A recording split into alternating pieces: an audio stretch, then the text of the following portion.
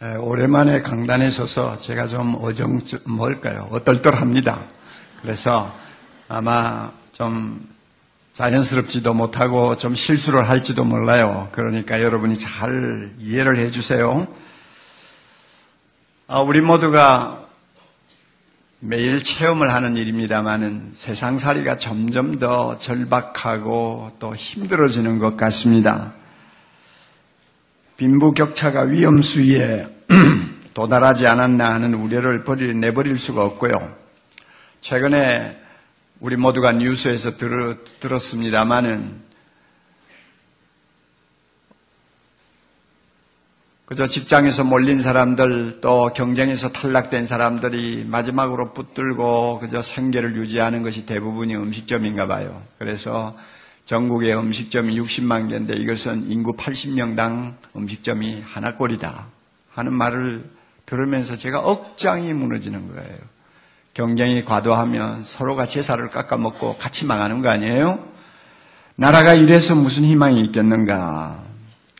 시장 개방 압력을 계속 받으니까 농민들이 자살을 하고 거리로 뛰쳐나오고 이런 현실을 보면서 참 앞으로 우리가 세상을 사는 것도 보통 힘들지 않겠다 하는 생각을 합니다.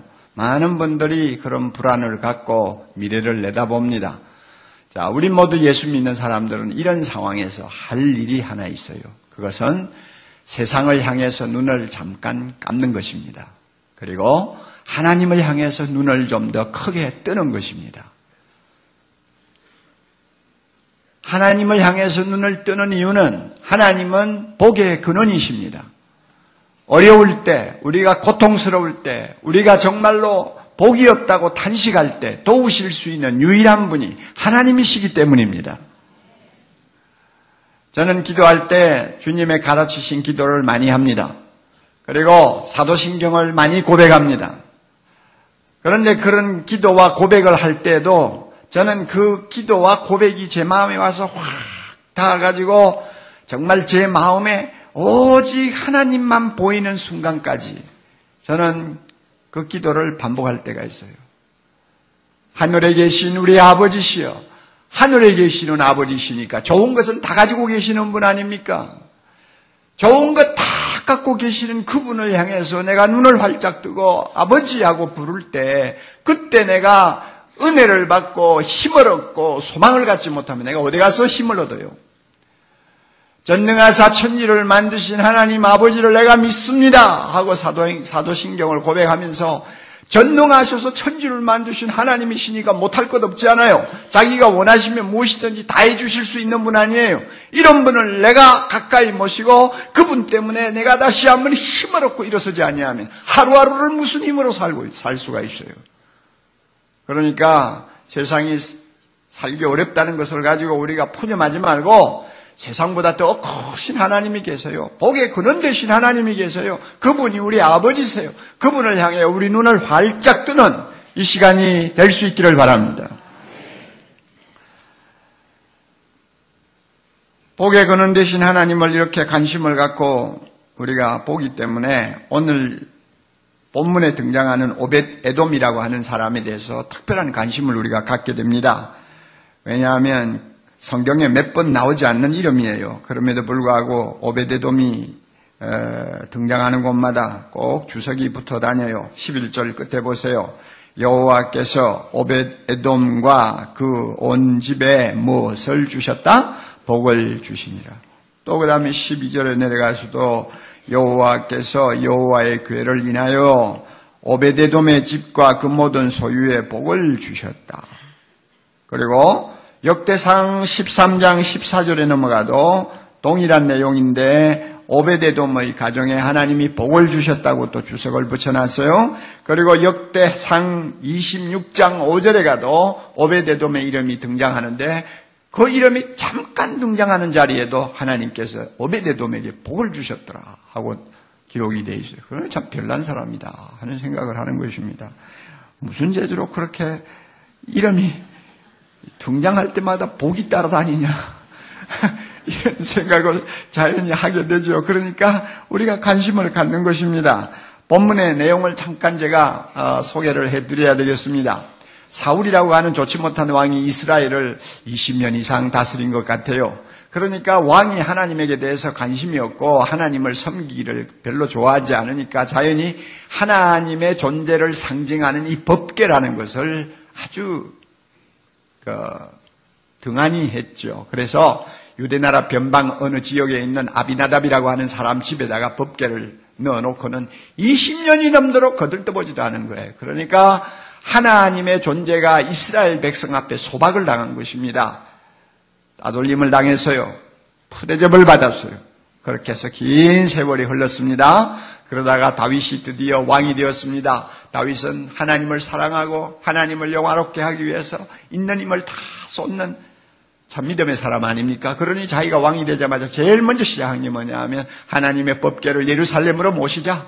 그래서 예루살렘의 법궤를 모셔놓고 이스라엘 백성 전부가 누구든지 마음에 원하는 대로 와서 하나님께 경배하고 하나님을 찬송하고 하나님께 영광 돌리며 복을 받도록 하자. 다윗이 그렇게 생각했어요. 그래가지고 전국에서 3만 명이라고 하는 굉장한 많은 수의 인사들을 초빙해가지고 법궤를 아비나답의 집에서 예루살렘으로 옮기는 국가적인 행사를 열었습니다.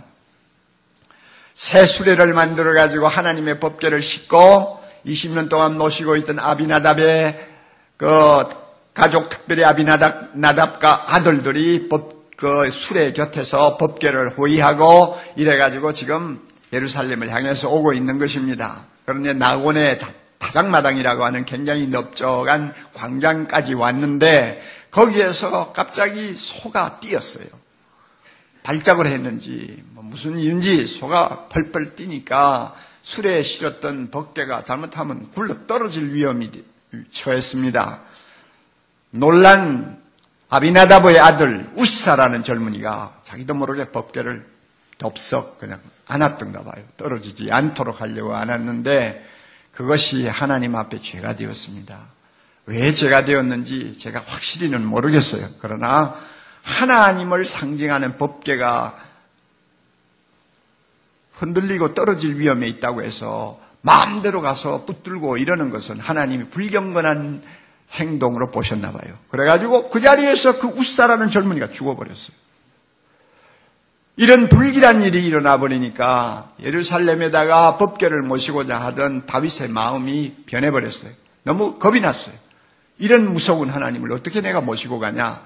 이래가지고 이 법궤를 어떻게 하면 좋겠느냐 하고 지금 생각 중인데 사람이 죽는 꼴을 보고 왕이 떨고 있는데 거기에 있는 3만 명의 유사 중에서 우리 집에 이 법궤를 모시겠습니다 할 사람이 누가 있겠어요? 아무도 안 나오죠. 다 그냥 얼어가지고 가만히 있는데 제가 생각하기에 오벳 에돔이라고 하는 레위 사람이 그때 왕 앞에 와서 왕이여 우리 집에 법궤를 모시겠습니다. 허락만 해 주십시오. 아마 그랬나 봐요. 그러니까 다윗이 됐다고. 그래서 블레셋 지방 가드에 사는 오벳 에돔의 집에다가 법궤를 들여보냈습니다. 그리고는 모든 사람이 다 헤어졌어요. 왕도 예루살렘으로 돌아왔어요. 그런데 한 3개월이 지나자 이상한 소문이 돌기 시작한 것입니다. 오벳에돔 가정에서 법궤를 모신 다음에 하나님이 그 가정에 복을 주셔서 그 가정이 지금 엄청난 축복을 누리고 있다는 것이에요. 이런 소문이 온 유대 땅에 바닥에 퍼졌어요. 그 말이 다윗의 귀에까지 들어갔습니다. 다윗이 가만히 생각하니까 셈이 난단 말이에요. 내가 받아야 될 복을 오벳에돔이 다 받네. 오벳에돔만 받아가 안 되지. 우리나라 사람들이 다 받아야지. 그래가지고는 분연히 일어나서 다시 행사를 준비하고 오벳에돔의 집에서 3개월 만에 법궤를 모시고 예루살렘으로 옮겨놓았다 하는 이야기가 오늘 읽은 우리 본문의 내용이에요. 여기서 중요한 진리 2가지를 우리가 배워야 합니다. 첫째는 하나님은 우리에게 복을 주시기를 원하시는 분이시다 하는 진리입니다. 하나님은 우리에게 복을 주시기를 원하신다. 2번째 진리는 오벳에돔처럼 하나님을 기쁘게 정성을 다해서 모시는 사람은 하나님의 복을 얻을 수 있다. 이 2가지를 놓고 오늘 우리 함께 은혜를 받았으면 좋겠습니다. 먼저 하나님은 우리에게 복을 주시기를 원하시는 분이십니다. 여러분 하나님이 인간을 만드시던 저 창조동산으로 한번 가보자고요. 하나님이 흙으로 아담을 만드셨어요. 아담의 갈비뼈로 여자를 만드셨어요. 자, 아담과 하와가 눈을 뜨고 제일 먼저 본 하나님은 어떤 분입니까? 그들이 제일 먼저 만난 하나님은 어떤 하나님이십니까? 하나님이 두 손을 들고 그들에게 복을 주시는 하나님을 그들이 제일 먼저 보았어요. 하나님이 친히 만드신 아담 하와를 향해서 복을 주시며 이르시되 생육하고 번성하라. 이 세상을 정복하라. 모든 생물을 다스리라 하시면서 큰 복으로 인생을 축복하시는 하나님을 제일 먼저 봤단 말이에요. 그러니까 하나님과 인간의 관계는 어떻게 시작되었느냐? 하나님은 복을 비는 자리에서, 인간은 복을 받는 자리에서 이 관계가 시작이 됐어요. 그러므로 우리 모든 사람들은 누구나 다 하나님 하면은 복을 받고 싶다 하는 본능적인 욕구가 생겨요. 그리고 하나님 앞에 엎드릴 때는 야, 하나님 저에게 이런 은혜를 주시옵소서, 복을 주시옵소서 하는 기도가 나도 모르게 절로 나와버려요. 그래서 그런지 성경에는 복이라는 단어가 400번 이상 기록이 됩니다. 그리고 하나님이 복이라는 사실을 시편 저자는 이렇게 말합니다. 시편 16편 2절에 주밖에는 나의 복이 없나이다. 나의 복은 하나님밖에 없습니다. 그리고 73편 28절에도 이런 말씀이 있어요. 하나님께 가까이 함이 내게 복이라. 그러니까 주밖에 내 복이 없어. 하나님이 내 복이야. 그러니까 이 하나님을 가까이 찾아가는 것만으로도 나는 복을 받는 사람이 된다는 이야기입니다. 하나님께 가까이 함이 내게 뭐라고요? 복이라. 다시 한번 하나님께 가까이 함이 내게 뭐요? 복이라. 예. 그러니까 이런 하나님 생각하면 참 이 하나님이 주시는 복도 받아 누리고 싶다는 생각이 나올 수밖에 없죠.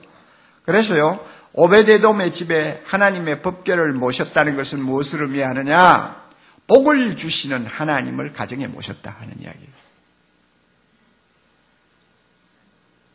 그래서 그냥 갑자기 하나님이 쏟아주셨나 봐요. 요세푸스라고 하는 이스라엘 역사가가 있습니다. 참 저명한 역사가인데 한 가지 단점은 좀 표현이 과장되다는 것입니다. 사람이 약간 좀 허풍이 센가 봐요. 그래서 그 사람이 쓴 책들은 좀 접어놓고 봐야지 그대로 듣다가는 잘못하면 좀 실수를 할 수 있어요. 이 요세푸스라고 하는 역사가가 오베데돔의 가정을 놓고 이런 말을 했어요. 오베데돔의 집에 법궤가 처음에 들어갈 때는 그 가정이 이스라엘 나라에서 제일 가난한 가정이었는데 3개월 후에 하나님의 법궤가 그 가정을 떠날 때는 이스라엘 나라 중에서 제일 큰 부자가 되었다 그랬어요. 그런 말은 잘 적어서 들어야지. 그렇죠? 하여튼 표현이 굉장하죠. 과하죠. 그러나 한 가지 분명한 것은 여러 가지 면에서 엄청난 복을 받았다는 것입니다. 여러분, 우리는 하나님의 법궤를 가정에 모시고 살지 않습니다. 그것은 구약시대에 있었던 일이고 지금은 살아계신 하나님을 직접 우리 마음에 모시고 우리 가정에 모시고 삽니다. 할렐루야. 하나님 아버지가 우리 가정에서 보좌에 앉으시고 우리 가정을 다스리시고 통치하고 계십니다. 우리는 그 영광스러운 하나님을 우리 가정에 모시고 있으니까 우리도 오베데돔처럼 복을 받을 수 있는 것입니다. 우리 하나님 어떤 분입니까? 너희가 악한 부모라도 자식이 달라하면 좋은 것 주지 않느냐? 하물며 하늘에 계신 너희 아버지께서 구하는 자에게 좋은 것을 주시지 않겠느냐? 좋은 것은 복이죠. 좋은 것을 안 주겠느냐? 어떻게 돌을 주겠느냐? 떡을 주지. 어떻게 뱀을 주겠느냐? 생선을 주지. 좋은 것 주시는 하나님 우리가 가정에 모시고 살아요. 그러니까 예수 믿는 사람은 하나님으로부터 복을 받을 수 있다는 기대도 할 수 있고 복을 달라고 하는 기도도 할 수 있고 복을 주실 것이라는 확신도 가질 수 있음을 여러분이 믿으시기 바랍니다. 그런데 한 가지 짚고 넘어갈 문제가 있습니다. 잘 들으세요. 굉장히 중요한 이야기입니다. 우리 교회를 다니시는 분들은 잘못하면 이 복에 대해서 오해를 하기 쉽습니다. 심지어 교역자들까지 오해를 하고 곡해를 해가지고 교인들을 잘못 가르치는 경우가 왕왕히 일어나요. 우리는 복하면 구약의 성경에 나오는 많은 복들을 생각합니다. 하나님이 이스라엘 백성들에게 구약에서 약속한 복들이 참 많아요. 하나님의 말씀에 순종하기만 하면 얼마나 엄청난 복을 약속하셨는지 여러분 신명기 28장 같은 데 가서 보면은 막 그냥 황홀해질 정도로 하나님이 많은 복을 약속하셨잖아요. 예? 무병장수에, 부귀영화에, 만사형통에, 자손번창에, 세상에 머리는 되고 꼬리는 되지 않는다는 약속, 이거 외에도 얼마나 대단한 약속들을 해 주셨는지요. 그러니까 우리가 복하면은 그런 것을 생각하게 돼 있어요. 이것은 절대 잘못된 거 아닙니다.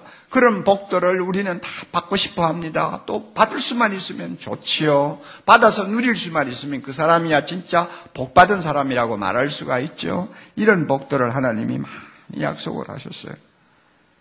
그런데요, 놀랍게도 신약 성경으로 넘어오면 예수님이 세상에 오신 후 일어났던 모든 일, 주님이 말씀하신 내용들을 기록한 신약 성경으로 넘어오면 구약시대에 이스라엘 백성에게 엄청난 복을 약속하시던 하나님은 보이지를 않아요. 신약 성경 어디를 뒤져봐도 만사형통해 주겠다는 말씀도 없고 무병장수하겠다는 약속도 없고 머리가 되고 꼬리가 안 된다는 약속도 없어요. 그런 하나님은 안 계세요. 그리고 오히려 부자 되려고 하지 말고 일용할 양식 달라고 날마다 기도해.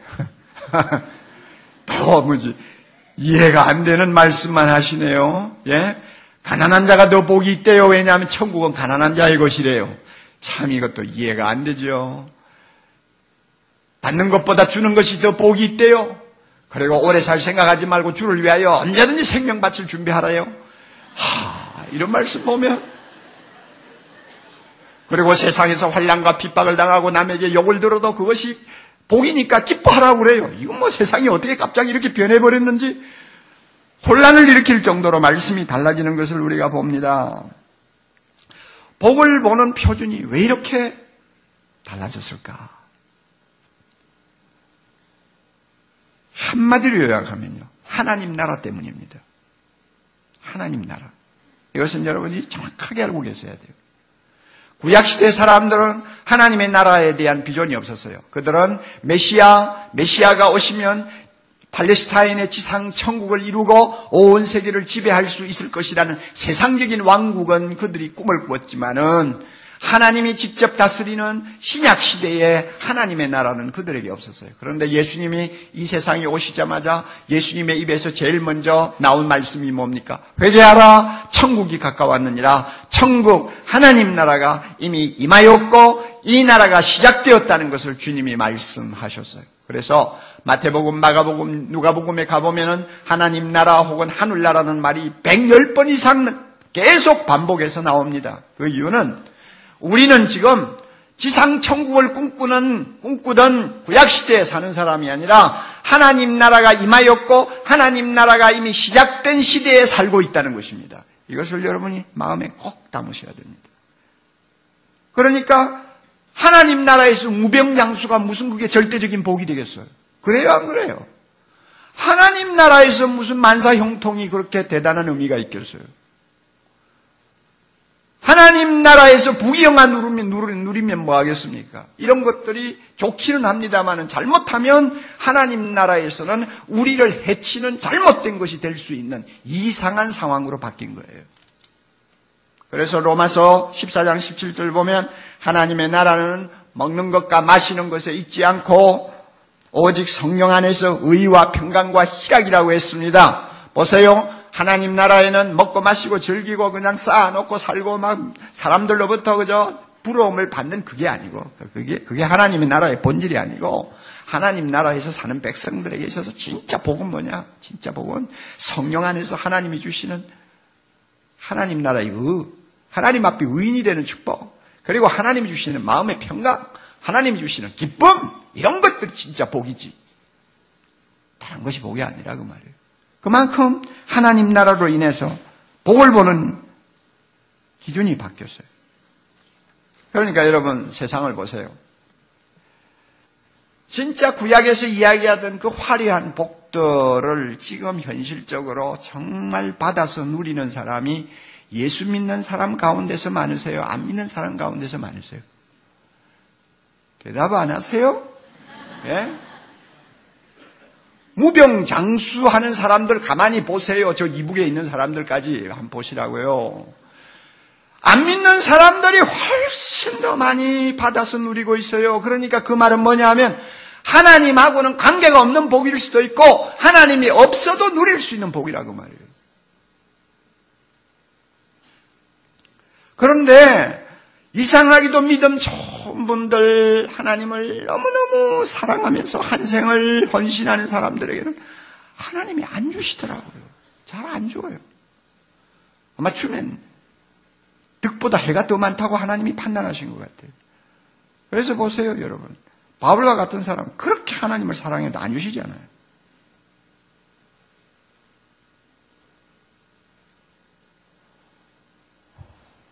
제가 한 사람 예를 들게요. 지금부터 400~500년 전에 종교개혁이 한참 일어났을 때 최고의 인물로 우리는 두 사람을 꼽습니다. 하나는 마르틴 루터고 하나는 존 칼빈입니다. 이 사람들은 세계 역사를 완전히 한 바퀴 뒤집어 놓은 사람입니다. 그러므로 세계를 바꾼 10사람을 뽑는다면 반드시 칼빈은 들어가게 돼 있어요. 그만큼 탁월한 역할을 하다가 역사에서 사라진 인물이에요. 그분의 신학 사상이 워낙 논리적이고 탁월하기 때문에 칼빈주의라고 하는 독특한 계보가 형성이 되었습니다. 그리고 칼빈의 개혁신학은 바로 장로교의 뿌리가 되었습니다. 그리고 미국 청교도들의 사상의 뿌리가 되고 오늘의 미국을 이루게 하는 자유주의 사상의 뿌리가 되었습니다. 대단한 인물입니다. 그래서 그 당시에 칼빈을 논할 때마다 그 신학자라고 그랬어요. 앞에다가 정만사를 붙여가지고 그 신학자. 이런 호칭을 받은 탁월한 분이었습니다. 그렇게 무서운 로마 캐톨릭의 탄압 밑에서 생명을 걸고 하나님의 영광을 위해서 교회를 위해서 자기 생을 불태우던 위대한 인물입니다. 그만큼 대단하게 헌신한 사람이면 하나님이 정말로 많은 복을 주실 것 같지 않습니까? 그런데요, 그의 정기를 보면 그렇지 않아요. 31살 때 결혼했어요. 결혼하는데 어떤 여자가 나에게 가장 좋은 아내가 될 수 있을까 하고 조건을 따지다가 믿음 좋은 여자, 신실한 여자, 이것만 딱 조건을 걸고 찾다가 보니까 애가 7명이나 딸린 가부를 만나게 된 거예요.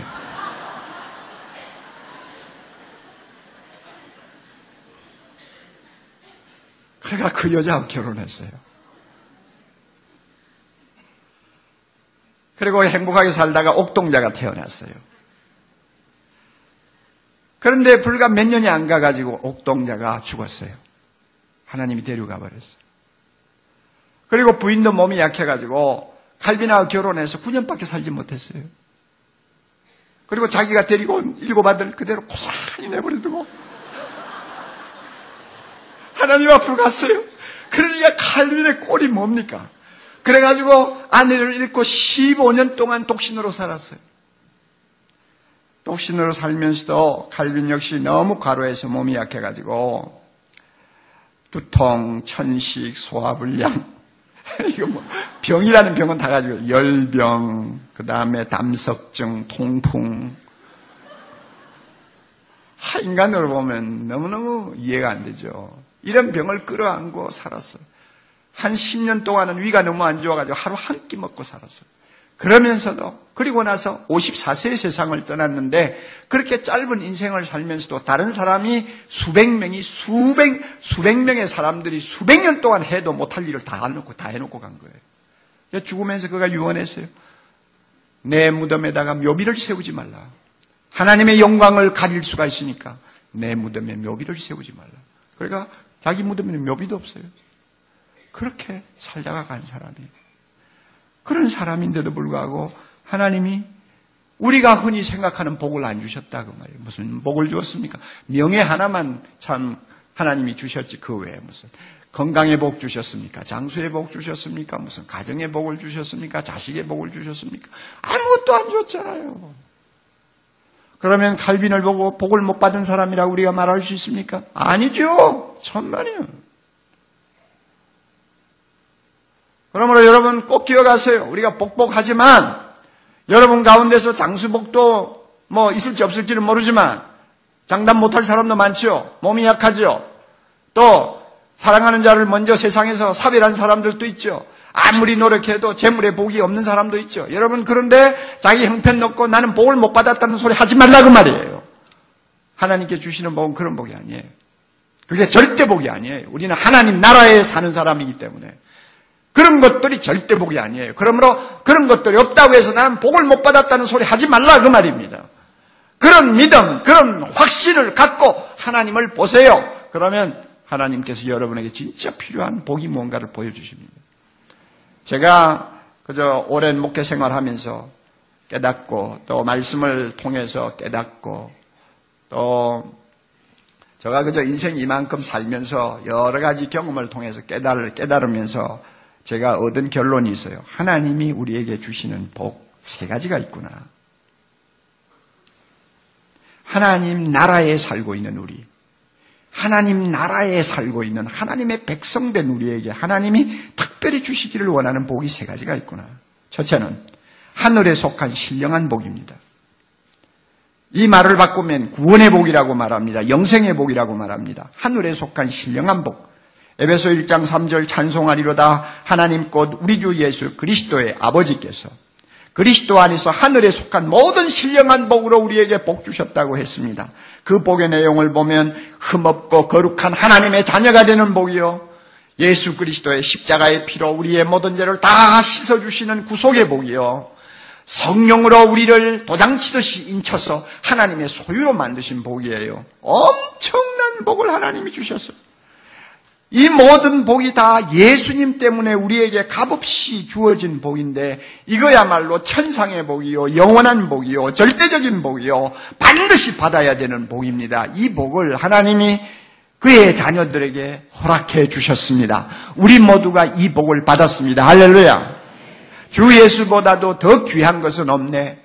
이 세상 행복과 바꿀 수 없네. 이 세상 부귀와 바꿀 수 없네. 이 세상 명예와 바꿀 수 없네. 구약에 나오는 모든 복을 다 끌어다가 묶어서 바꾸자고 해도 바꿀 수 없는 복이 뭐냐? 예수 그리스도다. 이 복을 우리가 받았어요. 얼마 전에 우리 교회 법조인 성교회에서 새생명 축제를 했습니다. 판검사들, 변호사들, 또 연수원에 다니는 법대생들, 이런 분들이, 법무사들도 오시고요. 이런 분들이 한 몇백 명 모였어요. 그래서 우리 은혜 채플에서 자기 친구들, 믿지 않는 친구들 데리고 와서 복음을 듣고 예수 믿도록 하는 축제였습니다. 그래서 제가 그날 복음을 전하는 순서를 제가 맡았어요. 그래가지고 말씀을 전했는데, 한 60여 명 정도가 예수 믿기로 하고 일어서고 결신했다고 그래요.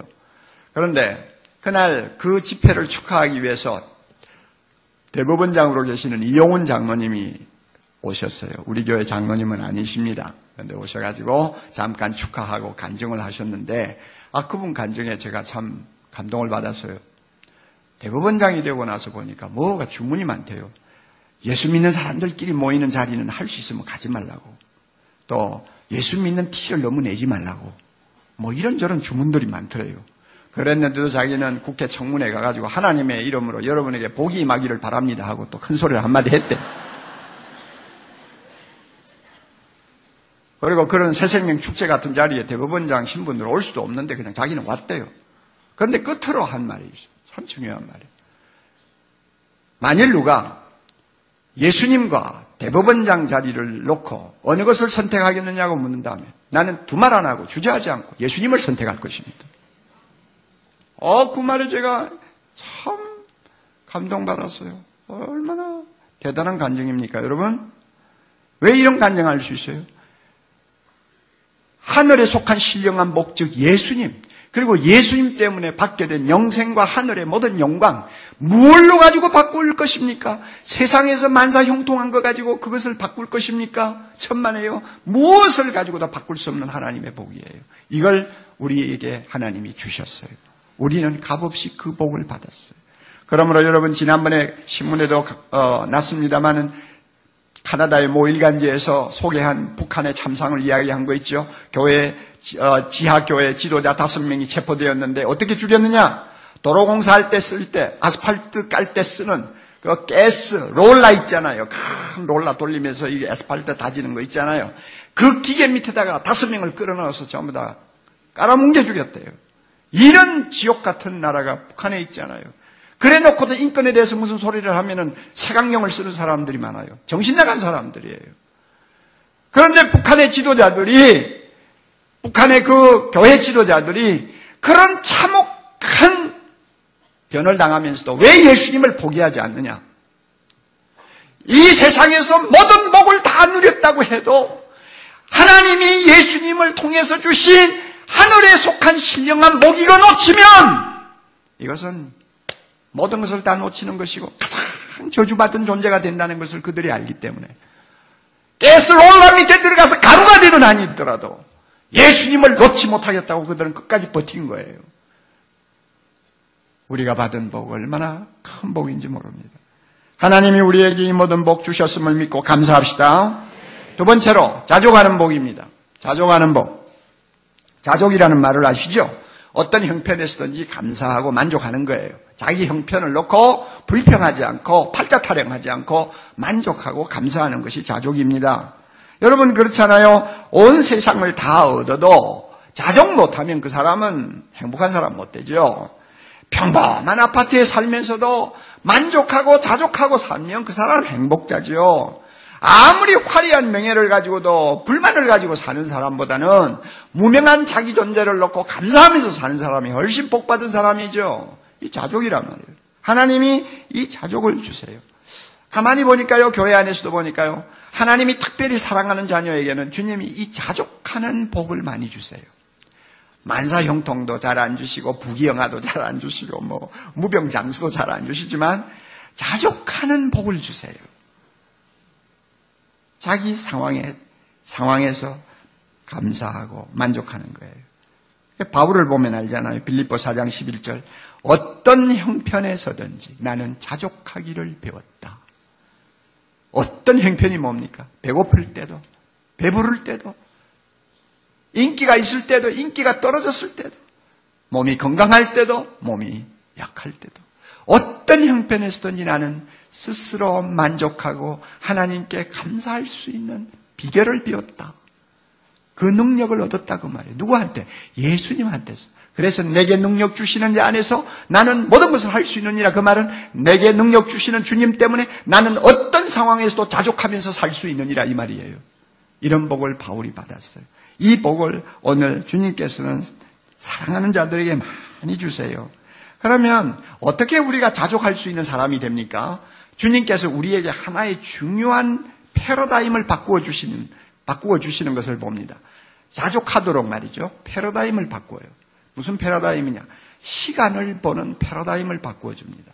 시간을 보는, 기회를 보는, 우리의 인생을 보는 눈을 바꾸어 준다고 말이에요. 헬라어에서는 시간을 표현하는 단어가 2개 있어요. 크로노스라고 하는 단어가 있습니다. 크로노스는 그냥 흘러가는 시간이에요. 과거, 현재, 미래 그냥 365일 달력 따라서 흘러가는 시간이 이게 크로노스예요. 그러나 다른 말이 또 하나 있어요. 카이로스. 카이로스라고 하는 단어는 시간을 가리키는 말인데 어떤 시간이냐? 하나님이 우리를 위해 특별한 뜻을 가지고 다루는 시간입니다. 하나님이 우리를 위해서 특별한 뜻, 선한 뜻을 가지고 다루는 시간, 기회, 우리의 한 생을 일컬어서 카이로스라고 그래요. 그래서 주님께서 우리가 어떤 형편에서든지 자족하도록 만들기 위해서 우리가 날마다 순간순간 경험하고 넘어가는 시간들을 볼 때 카이로스로 볼 수 있도록 눈을 바꿔주세요. 아, 내가 이 순간순간도 나를 위해서 복 주시기 위하여 선한 뜻을 가지고 내 시간을 다루시는 하나님이 계시구나. 그러므로 나의 시간은 내가 경험하는 순간, 내가 경험하는 인생은 철저하게 복되신 하나님의 손에 들려있고 하나님의 손에서 모든 것이 좌우된다 하는 눈으로 내 시간을 보고 내 기회를 보고 내 인생을 보는 거예요. 이게 카이로스예요. 이런 패러다임의 변화를 우리에게 경험하게 합니다. 그래서 어쩌다가 몸이 약해졌습니까? 그러면 아이고 재수 없어 이렇게 말하지 않고 뭐라고 합니까? 아마 내가 건강할 때 제대로 못 해놓으니까 하나님께서 몸을 좀 약하게 하셔서 내가 예수님을 닮아가도록 훈련시키나 보다. 그래서 이 몸 약해서 고생하는 기간은 하나님이 나를 예수님처럼 다듬는 특별한 카이로스의 시간이구나. 이렇게 보는 거예요. 갑자기 뭐 여러 가지 어려움이 생겨서 가난해졌나요? 그럴 때 가난을 푸념하지 않고 하나님께서 가난에 물질적으로 가난해지는 대신 영적으로 부유함을 맛보게 할 수 있도록 나의 시간을 다루고 계시는구나. 이렇게 보는 거예요. 그리고 앞으로 더 또 한 번 재기할 수 있도록 영과 육을 철저하게 하나님께서 연단하는 기간이구나. 이렇게 딱 생각하는 거예요. 갑자기 여러분 성공하게 되었습니까? 이것은 하나님이 무언가 나를 사용하시려고 기회를 주시나 보다. 이렇게 생각하는 거예요. 이게 카이로스로 나의 시간을 보는 눈이에요. 돈이 많이 생겼습니까? 하나님이 필요한 데가 있나 보지? 이렇게 생각하는 거예요. 그래서 어떤 화장품 회사, 참존 화장품 회사, 김강석 장로님 간증 보면 그러죠. 그 빚더미에 앉아가지고 고생하다가 하나님이 갑자기 돈을 주셔서 막 사업이 잘 되고 나니까 그 다음에 어떻게 했나요? 계획을 들여서 연변과학기술대학 공학관을 자기가 혼자 지어줬잖아요. 하나님이 필요하니까 나에게 돈 주는 것이지 뭐 내가 쌓아놓고 살라고 돈 주는 거 아니다. 이렇게 생각하는 청지기의식. 이것이 자기가 경험하는 모든 시간과 사건을 카이로스로 보는 사람이에요. 훌륭한 자녀 주었어요? 하나님이 뭔가 쓰시려나 보지? 어쩌다가 인간관계에서 상처를 받았나요?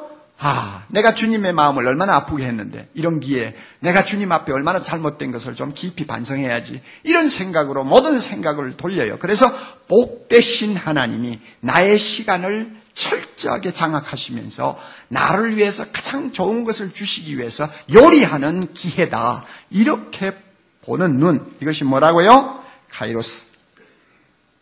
하나님께서 이렇게 우리의 패러다임을 바꾸어 주시니까 어떤 형편에 처해도 감사하고 만족하고 기뻐하는 거예요.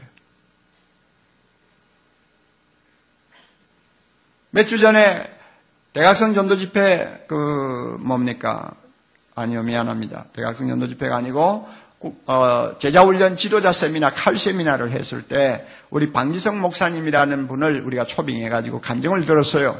그분은 결손 가정에서 가출해가지고 돌아다니는 청소년들을 전도해서 새 사람 만들어야 되겠다는 푸른 꿈을 가지고 아무것도 없이 지하 방에서 한 30명 되는 그런 애들을 데리고 교회를 시작했어요. 그것도 청주에서요. 그래가지고 여러 가지 희비곡절을 많이 겪었어요. 그러다가 나중에는 애들이 20명만 남았어요. 그런데 3년 전에 20명을 데리고 제자훈련을 했어요. 그리고 아름답게 그 학생들이 변화를 받았어요. 그 학생들이 변화받고 헌신하고 그래서 은행에 빚을 내가지고 교회당을 지었어요. 거기에 감동된 자기 그 자녀들의 배후에 있는 친척들, 부모들이 다 교회를 나와가지고 지금은 200명이 넘는 성인들이 모이는 교회로 발전했어요. 그분이 내하고 대면을 했어요. 부부가 앉아서 내하고 이야기하는 내가 놀란 거였어요. 여러분, 그 청주에서 한 200명 데리고 목회하는 사람하고 옥목사하고 비교가 됩니까? 같은 목사 입장에서 한번 생각해보자 그 말이에요. 그러니까 조금 잘못되면 열등감 갖기 쉽고 그냥 너는 뭔데 그렇게 큰 교회 하고 나는 왜 하나님께서 이 모양으로 일하게 하시나 하고 자학을 하기도 쉽고 그렇게 될 수 있잖아요. 그런데요, 그 반 목사님을 앞에 놓고 내가 머리를 숙였어요. 청소년 몇 사람, 그 애들은 과거에 혼숙하던 애들이에요. 소망이 없던 애들, 예수 때문에 새 사람 되어서 지금 참 아름답게 인생을 설계하고 사는 것을 보고 너무 행복해가지고 옥목사가 하나도 부러운 것이 없는 거예요. 그냥 내 앞에서 너는 뭐야? 내만큼 세상에서 행복한 사람 없다. 이 표정이에요. 너는 큰 교회 한다고 어떻게 대단하게 여길지 모르잖아. 나는 그거 눈에 안 들어와. 나는 하나님이 나에게 주신 이 사역이 너무 감사해요. 한 생명 한 생명이 너무나 소중하고 아름다워. 그냥 얼굴 표정에 그대로 나타나는 거예요. 그래서요, 내가 아주 주눅이 들어가지고 말을 오래 하지 못했어요. 그냥 적당히 만나고 기도하고 끝났어요. 그렇죠. 누구든지 내보다 더 행복한 사람 만나면 질투심이 나잖아요. 그러니까.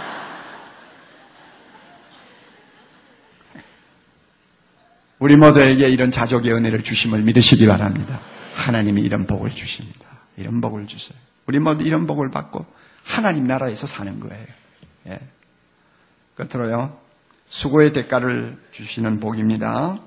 시편 125편 5절 6절 보면 눈물을 흘리며 씨를 뿌리는 자는 기쁨으로 거두리라고 했습니다. 이것은 하나님의 자연 법칙입니다. 이 자연 법칙에는 무임승차는 없습니다. 무임승차는 없어요. 가을은 뿌리는 자의 것입니다. 열매를 거두는 자는 뿌려서 고생한 자들이 거두는 것입니다. 그래서 우리 모두가 인생을 살 때 최선의 노력을 다해야 됩니다. 내가 나를 뛰어넘었다고 하는 말을 한 사람이 있어요. 나의 한계를 뛰어넘어서 최선을 다해 노력해야 됩니다. 자족하는 복이 중요하다고 한다고 해서 날마다 소극적으로 나는 이래도 행복해 저래도 행복해 괜찮아 이래가지고 그냥 뭐 노력도 안 하고 뭐 남하고 경쟁도 안 하고 뭐 그냥 뒷구슬 뒷방에 앉아가지고 기도는 하고 있는 이거 하나님이 원하시는 거 아니에요. 그냥 열심을 다해서 노력해야 돼요. 수고해야 돼요. 우리 가운데는 대통령도 나와야 되고 우리 가운데는 말이죠. 재벌도 나와야 되고 우리 가운데는 훌륭한 과학자도 나와야 되고 예술인도 나와야 되고 목사도 나와야 되고 선교사도 나와야 되고 다 나와야 돼요. 훌륭한 분들이 많이 나와야 되는데 이런 사람들이 되려면은 남다르게 피눈물을 쏟는 노력 안 하면 안 되는 거예요. 그런데 우리가 노력한다고 해서 다 수고의 대가를 누리는 건 아니잖아요. 수고의 대가는 누가 줍니까? 하나님이 주시는 거예요. 시편 127장에 여호와께서 집을 세우지 아니하시면 세우는 자의 수고가 헛되다. 그런데 얼마나 감사해요. 우리에게 복을 주시려는 하나님 아버지가 우리가 수고하기만 하면 30배, 60배, 100배로 쏟아 주신다고 약속하셨습니다. 이 약속 믿고 최선을 다하세요. 그러면 하나님께서 은혜 주실 줄 믿습니다. 이제 결론입니다. 하나님은 복을 주시기를 원하신다. 또 한 가지 오베데돔이 가르쳐주는 교훈이 있다고 그랬죠. 기쁘게 정성을 다해 그분을 모시면 우리도 복을 받을 수 있다. 자, 결론입니다. 여러분 보세요. 사람이 막 죽어버리자 전부 겁을 집어먹고 왕도 법궤를 가져가려고 안 하고 다른 신하들도 다 얼어가지고 있을 때 오베데돔이 우리 집에 모시지요 하고 하나님을 모셨잖아요. 얼마나 지성껏 모셨겠어요. 그랬더니 하나님 앞에 공짜가 있나요? 그렇게 온 가정이 정성을 다해서 모시니까 그냥 복을 3개월이라는 짧은 기간에 어떤 식으로 쏟아주셨는지 모르지만 소문이 날 정도로 쏟아주셨잖아요.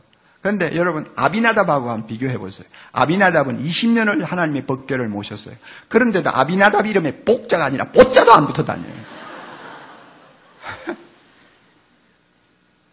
우리가 가정에서 하나님을 모시고 하나님을 경배하고 사랑하지만 어떤 가정은 기쁨으로 하고요. 정성을 다해서 하고 어떤 가정은 막 할 수 없어가지고 움직이는 거예요. 막 예배를 보자고 해도 그냥 하고 막 그냥 그냥 기도를 해도 그냥 할 수 없이 하고 그냥 하나님이 그냥 귀찮은 뒷방 영감이야 그냥. 테레비보다도 못해. 하나님을 그런 대접을 해가지고 복을 받겠어요, 여러분. 상상을 한번 해보세요. 기쁘게 하나님을 섬기고, 기뻐하고, 하나님 때문에 찬송하면 하나님도 기쁘게 축복해 주십니다. 시편 37편 4절 여호와를 기뻐하라. 저가 내 마음의 소원을 이루어 주시리라. 따라하세요. 여호와를 기뻐하라. 저가 내 마음의 소원을 이루어 주시리라. 하나님을 기쁘게 섬기세요. 기쁘게 섬기세요. 이제 오늘 우리 복을 주시는 하나님에 대해서 또 하나님을 기쁘게 섬기면 하나님이 축복하시는 것을 받을 수 있다는 것을 여러분에게 말씀드렸습니다. 우리 교회 성도들 모두가 험한 세상이지만은 이 하나님을 바라보고 날마다 당당하게 사시기를 바랍니다. 세상 사람 앞에 꿀리지 마세요. 내 형편 가지고 여러분이 염세주의에 빠지지 마세요. 우리는 하나님 나라에 살고 있는 사람입니다. 하나님 나라에 살고 있는 사람은 복의 기준이 틀려요. 그리고 하나님이 주시는 특별한 복이 있습니다. 이 복을 가지고 수많은 사람들에게 감동을 주는 우리 모두가 될 수 있기를 바랍니다. 기도하십시다. 하나님 아버지, 오늘 주신 말씀 이 성도들의 마음속에 잘 뿌리가 내려서 30배, 60배, 100배로 결실하여 온 세상 사람 앞에 오베데돔처럼 복을 받고 듣고 하나님께 영광을 돌리는 귀한 자녀들 되게 해 주시옵소서. 예수님 이름으로 기도하옵나이다. 아멘.